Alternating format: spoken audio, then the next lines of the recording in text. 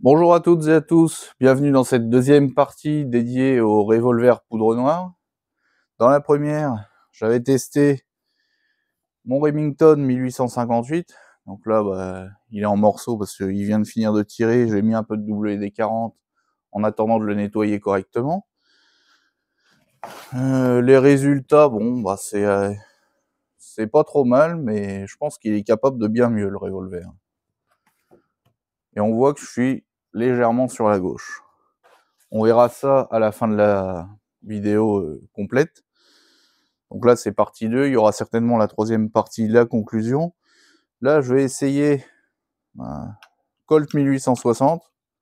Donc là, il est en morceaux puisque j'ai préparé pour le chargement du barillet. Donc comme précédemment, je n'ai pas tiré d'amorce ou quoi, j'ai simplement mis un coup de dégraissant et un coup de soufflette à la maison. Donc vous voyez, ça s'adapte parfaitement à la presse. Donc le chargement est simple, c'est la même chose. Donc 5 doses de poudre, 5 doses de semoule, 5 balles. J'utilise exactement le même chargement. Je vais mettre les lunettes. Alors comme je l'expliquais au tout début de l'intro, ce Colt est quasiment neuf, j'ai tiré 5 coups avec seulement. Bon, c'est un petit peu dommage d'avoir ça et de pas s'en servir, donc ça va être le cas aujourd'hui.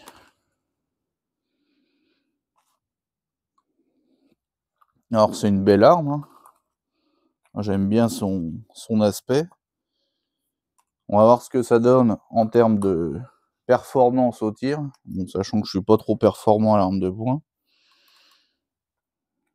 Mais j'essaye quand même.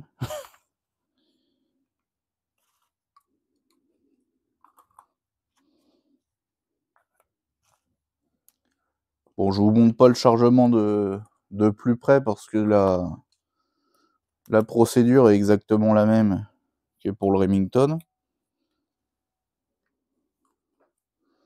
Comme tout à l'heure, je ne vais charger mes 5 chambres seulement. Comme ça, je garde toujours une chambre vide. Puis je fais 2 barillets de 5, ça fait un petit groupement de 10. C'est pas trop mal.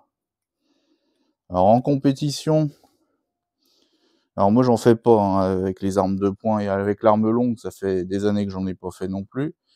On tire 13 balles et on compte seulement les 10 meilleurs. Et il y a une petite particularité aussi, c'est qu'on tire sur 2 cibles côte à côte ou sur des C50 doubles. Donc on tire 6 et 7 ou 7 et 6. Et puis après, c'est le décompte. Alors, place maintenant au sertissage. Et bien là, il va falloir faire un petit réglage de hauteur. Bon, je vais déjà toutes les... Non, ça sert à rien, je vais régler tout de suite ma hauteur. Le principe étant le même. Donc là, je vais enlever un tour complet. Non, même un tour et demi, parce que vu que le... Non, allez, un tour un quart pour l'instant. Et puis on va voir ce que ça donne.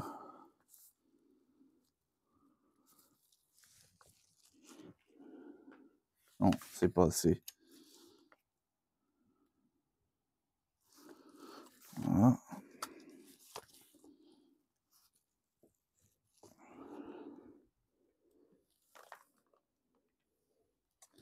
Bon, encore un petit peu. Je vais remettre un demi-tour. Donc environ 0,5 mm, puisque ma butée c'est une vis en M6.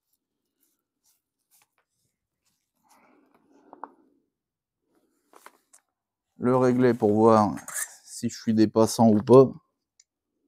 Ouais. Bon, je vais remettre un demi-tour. Voilà. Ça devrait convenir.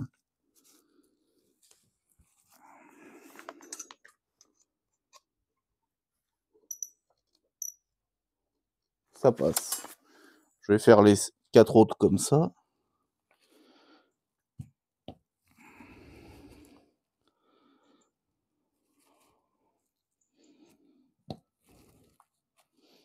la presse, c'est la deuxième fois qu'elle serre, et c'est la première fois qu'elle serre avec un barillet de Colt.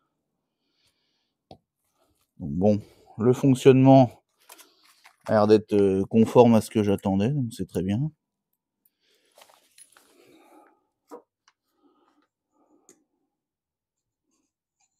Les balles ne raccrochent pas. Je passe maintenant au graissage.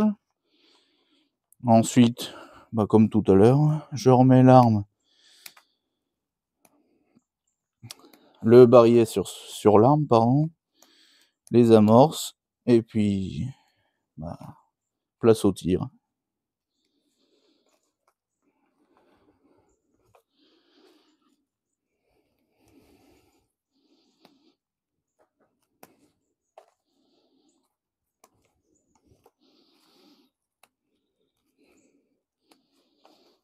Voilà, donc là pour mettre la graisse, j'utilise, c'est les bâtons de glace, hein, c'est tout bête mais ça va très bien. Voilà, le barillet étant prêt, bon, je vais refaire un tour voir si ça filme encore. Je pense que oui. C'est bon. Alors j'espère que l'image sera quand même correcte, mais j'ai un doute parce que le soleil n'arrête pas de tourner. Et par contre ici c'était assez sombre, donc j'ai dû allumer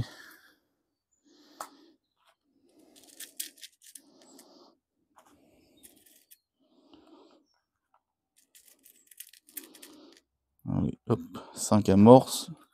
Je vais remonter le barillet. Ça c'est celle de tout à l'heure. Alors pour le remontage, c'est l'opération inverse. Il faut remettre le canon, se remettre dans les pions de centrage, et on repousse la clavette. Alors sur certaines armes, il faut légèrement tapoter. Voilà. Donc là, je suis en face de la chambre vide. Donc je vais passer à l'amorçage. Et puis après, on va essayer ça. Je mettrai ça après. Là, il me semble qu'il faut les pinceaux aussi.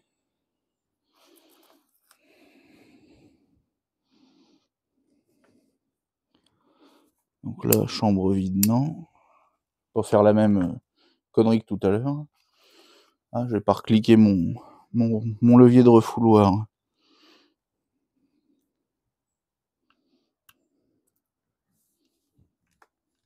Bon, je vais faire ça maintenant.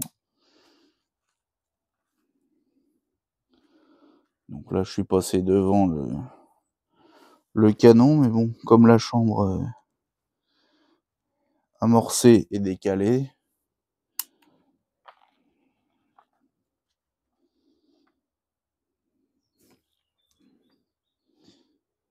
celle-là, j'ai un peu trop écrasé.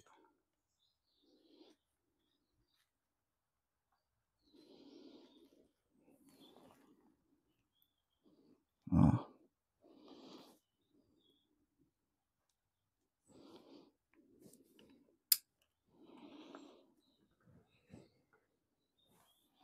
Là, ça fait une belle reproduction là quand même. Hein. Il est sympa. Le jaspé là, il est très beau. La poignée aussi. C'est une belle arme.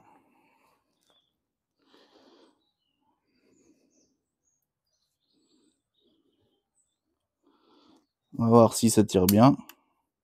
Là, voilà. Alors, je lance le téléphone pour la cible. Donc j'ai changé de cible carrément parce que j'ai plus de visuel à disposition. Alors je ne sais plus où il tire puisque comme je vous le disais, j'ai tiré que 5 coups avec, donc c'est très peu. Allez, c'est parti. Je vais prendre pareil ma visée bas visuel.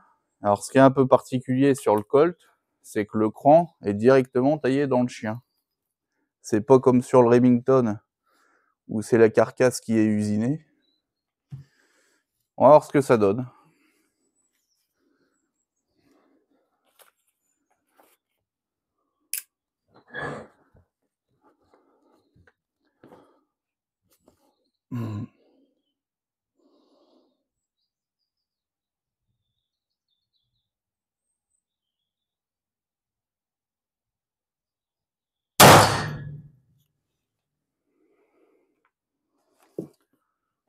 Bon, ça a l'air de fonctionner.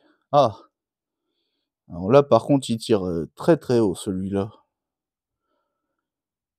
Là, je suis dans le 2 à midi. Bon. Je vais en tirer une deuxième pour voir si c'est une erreur ou pas. Et puis après, s'il faut, je prendrai carrément bas de cible.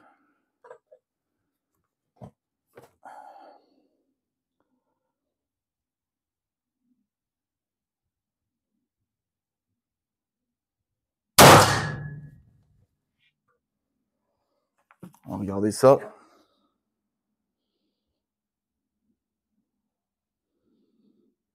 Alors là, le téléphone, il y arrive pas. Il essaye de faire une mise au point sur quelque chose qu'il n'y a pas.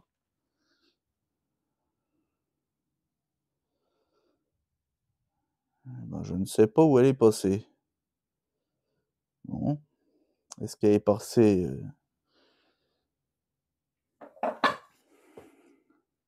Je vais en remettre une troisième. Non, je vais prendre bas de cible. Et puis on va voir.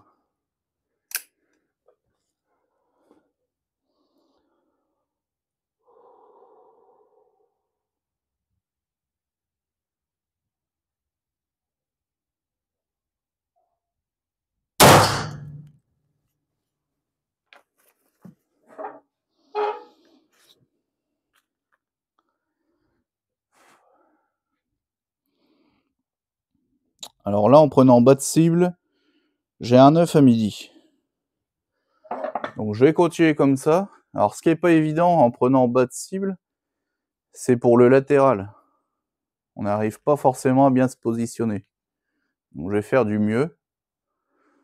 Là, il m'en reste 2. Donc malheureusement, sur le groupement final, ça ne sera que sur 8 coups. Mais ça donnera quand même un bon aperçu.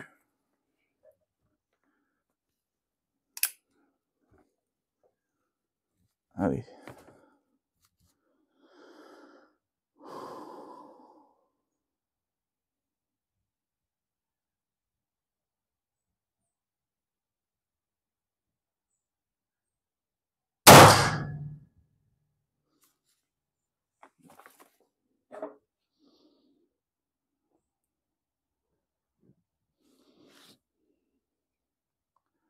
Voilà, il y a tellement de fumée que on voit rien dans le téléphone. Peut-être que j'aurais dû mettre le téléphone en cible, mais bon. Donc là, la hauteur est pratiquement pareille. Je suis dans le 7 cordon 8 à 2 heures à peu près. Oui. La dernière du premier barillet.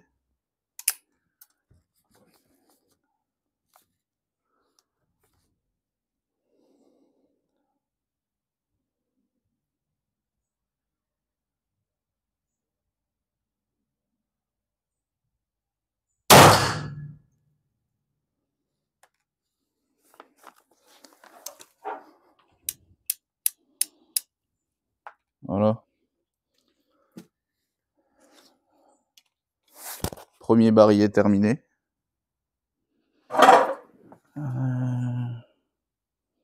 Donc j'ai l'air d'avoir 2,9 à peu près à midi. Un 7 cordon 8 à 2 heures. Bon, voilà, pour l'instant ça fait un groupement de 3, c'est pas terrible. Puis 3 ça veut pas dire grand chose. Je vais maintenant préparer pour le second barillet. Je vais faire une petite coupure. Je vais aller voir si je vois le deuxième impact. Et puis on reprend juste après. Bon, je viens d'aller voir en cible directement. Je n'ai pas vu le 5e impact qui a été tiré en deuxième. Alors est-ce que c'est le doublé parfait, mais j'y crois pas trop, ou est-ce que c'est passé au-dessus de mon porte-cible? Ça paraît plus probable. Alors, les 5 dernières, charge de poudre. Alors les deux armes ont d'excellents départs d'origine, hein. Ils sont pas touchés. Non, qu'est-ce que je fais? Ça sert à rien ça. Donc d'usine, c'est déjà pas mal. Les cheminées ne sont pas bouchées. La chambre propre, c'est celle-ci. Eh bien, c'est parti.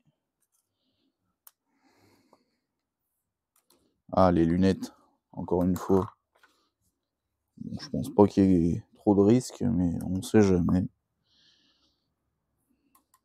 Vaut mieux pas faire de conneries, surtout en vidéo, ça serait pas une bonne chose.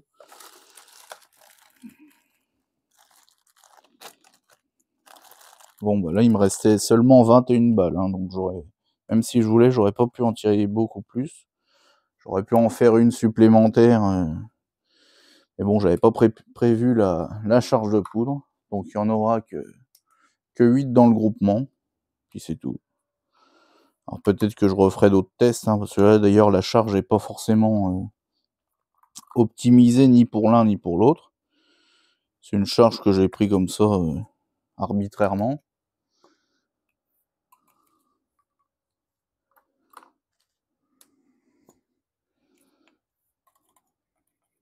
Alors je tape un petit peu sur les tubes avant de les ouvrir, parce qu'il y a des grains des fois qui se collent après le bouchon ou après les rebords.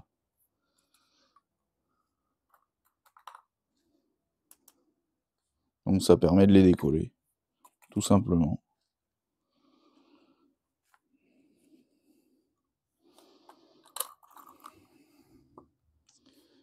La dernière charge.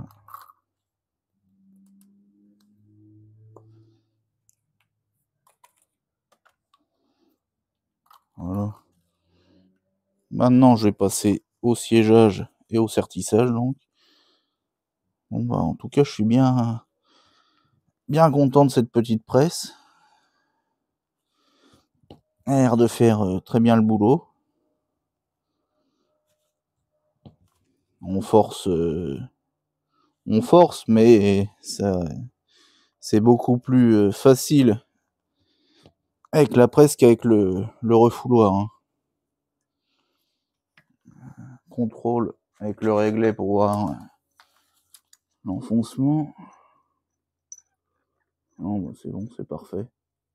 Ça ne raccroche pas et c'est très régulier. Maintenant, je passe au graissage.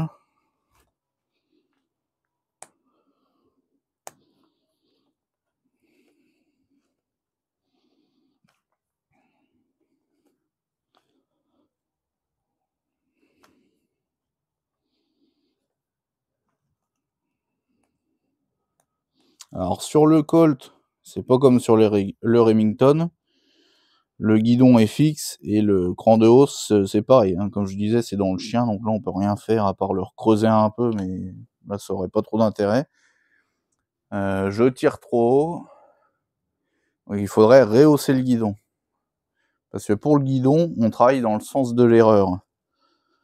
Par exemple, si je suis trop haut, je dois rehausser le guidon, trop bas, le diminuer. C'est le contraire des corrections qu'on doit apporter sur la hausse. Donc ça, c'est à savoir si des personnes qui ne le savaient pas, bah, ça peut servir. On sait jamais. Mes 5 amorces. Je vais remettre le barillet en place. Voilà. Donc, l'axe, les 2 pions de centrage, la clavette. Alors des fois on peut la tapoter légèrement avec un petit maillet, quelque chose. Voilà. Là j'ai pas refait la connerie, j'ai bien remis mon levier de refouloir. La presse, mais il n'y en a plus besoin. Ça, bonne petite fabrication. Ça fonctionne très bien. Alors je n'ai pas pu l'adapter parce que j'ai un Roger Spencer de chez Euroarm, mais l'axe du barillet n'est pas le même. Il doit faire 6,5 je crois. J'ai mesuré mais j'ai plus les chiffres en tête. Et puis l'anthrax entre l'axe du barillet et la chambre n'est pas le même non plus, je crois qu'il y a 1 millimètre. Mais bon, ça vaut le coup des fois de se faire un deuxième levier avec un poussoir décalé, un deuxième axe, parce que mon axe là principal il est vissé. Donc bon, il y a moyen de faire un petit truc sympa. Alors après, je n'ai pas de calibre 36, mais je pourrais tout à fait imaginer des poussoirs en 36. Aucun problème.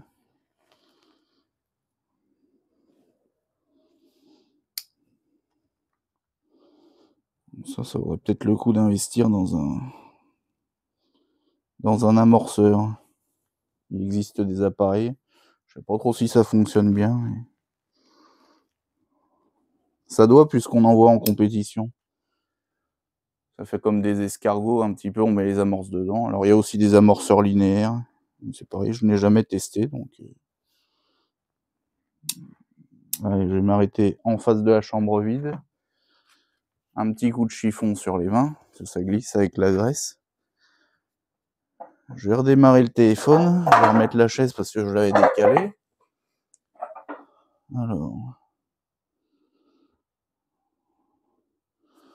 Alors j'espère que l'image sera correcte. Je vais dézoomer un petit peu, on verra ce que ça donne. Il y aura plusieurs points de vue. Allez, c'est parti. Bon. Je vais essayer de m'appliquer.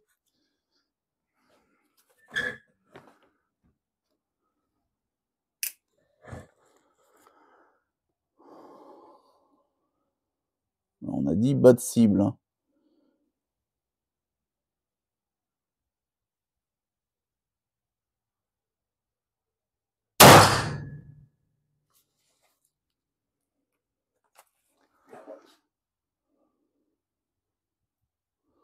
Bon, ça a l'air d'être un œuf à peu près 2 heures. Donc c'est redescendu. C'est logique. Puisque je vise plus bas. Mais j'ai un peu de mal quand même à prendre une bonne visée.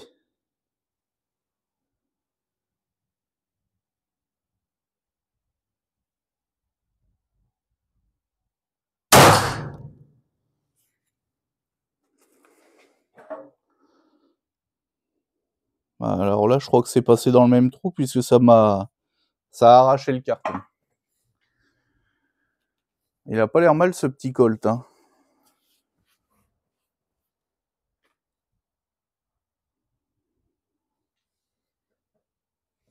Boire un petit coup d'eau avant de continuer. Allez, c'est à portée de main. Allez.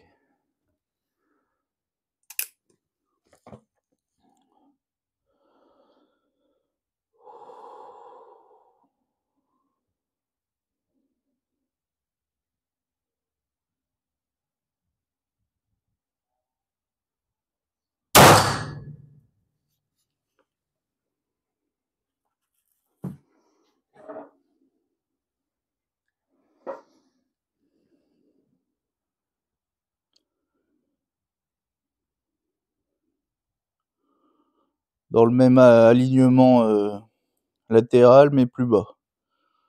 Un 8 à 4 heures. Ouais, j'ai du mal, c'est à prendre ma visée, surtout en latéral. Hein. En hauteur, je suis assez régulier. C'est pas trop mal.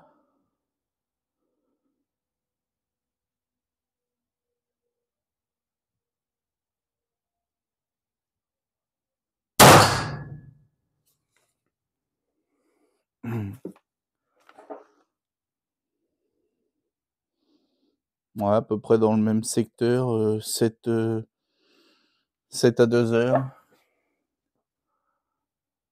Bon. On dirait qu'avec celui-ci, je suis légèrement tendance droite. Ça, encore une fois, c'est pareil, il n'y a pas moyen de... Il n'y a pas de réglage possible. Mais bon, pour tirer une fois de temps en temps.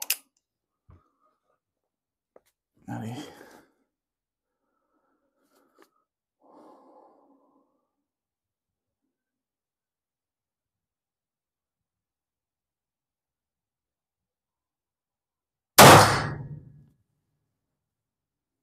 Et normalement, c'est la dernière. Ouais, c'est bien ça. Bon, j'ai quand même tiré un petit peu vite, on dirait. Ah, et bien là, je vois que ça a dû repasser dans un trou également, puisque ça a complètement déchiré le carton. Alors, mon porte-cible, il commence d'être un petit peu usé. J'avais mis un contreplaqué derrière pour faire des trous bien propres. Et puis, bah, à force, il s'est arraché, donc le carton se déchire. Bon, je vais aller chercher le... Non, comme tout à l'heure, je vais redémonter, mettre un petit coup de dégraissant rapidement. Et puis un petit coup de WD-40. Ça va lui permettre de patienter.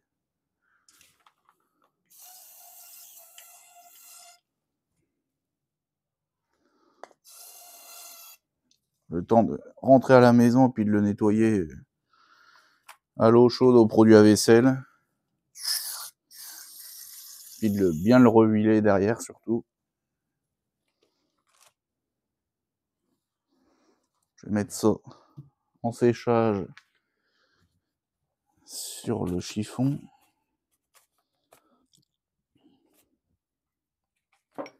Bon, je vais chercher le visuel et puis on va faire la troisième partie, donc la comparaison des résultats.